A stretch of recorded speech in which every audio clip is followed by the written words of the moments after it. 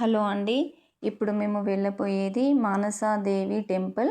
So, Manasa Devi అమ్మవారి temple Karimnagar నుండి దాదాపు 45 కిలోమీటర్స్ వస్తుంది. బసెస్ అండ్ షేర్ ఆటో కూడా అవైలబుల్ ఉంటుందండి. సో, మేమందరం ఫ్రెండ్స్ వెళ్ళాము. ఇప్పుడు మనం చూస్తున్నదే మానసాదేవి అమ్మవారి ఆలయం. ఈ అమ్మవారు మనకి కశ్యప మహాముని తన మనోసంకల్పం చేత సృష్టించబడిన దేవత, శివుని మానసపుత్రిక. సో, మానసాదేవి అమ్మవారిని దర్శించుకుంటే కాలసర్ప దోషాలు తొలగి, గ్రహపీడత బాధలు తొలగి, భక్తుల జీవితాలు ఆనందమయంగా ఉంటాయని నమ్మకం అండి. మనం లోపలికి వెళ్ళగానే ధ్వజస్తంభం దగ్గర అమ్మవారికి ముడుపులు కడతారండి.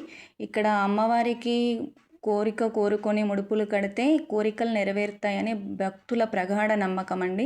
ఇప్పుడు మనం చూస్తున్నదే ఆ ముడుపులు కట్టే ఆలయం. ఇప్పుడు శ్రీచక్రం అండి. సో, లోపలికి వెళ్ళగానే శ్రీచక్రం ఉంటుంది. మనం లోపలికి వెళ్ళి దర్శించుకోగానే మానసాదేవి అమ్మవారు ఉంటుంది. సో, అమ్మవారితో పాటు సీతారామ లక్ష్మణ సమేత రామచంద్రస్వామి మరియు అపురూప లక్ష్మీదేవి ఉంటుంది. సో, మనం బయటికి రాగానే 108 లింగాల యొక్క అభిషేకం అనేది చేయొచ్చండి ఇక్కడ. ఇది చాలా బాగుంటుంది. సో, మేమైతే అభిషేకం చేసాము. 108 లింగాలకి అభిషేకార్చన చేయొచ్చండి. సో, టెంపుల్ నుండి మనం బయటికి వెళ్ళగానే రైట్ సైడ్ 11 ఫీట్స్ వరకు హనుమాన్ విగ్రహం ఉంటుంది. సో, ఆ హనుమాన్ ఏకశిలతోటి చేసిన విగ్రహం చాలా పెద్దగా ఉంటుందండి. సో, హనుమంతుని దర్శనం చేసుకున్నాము.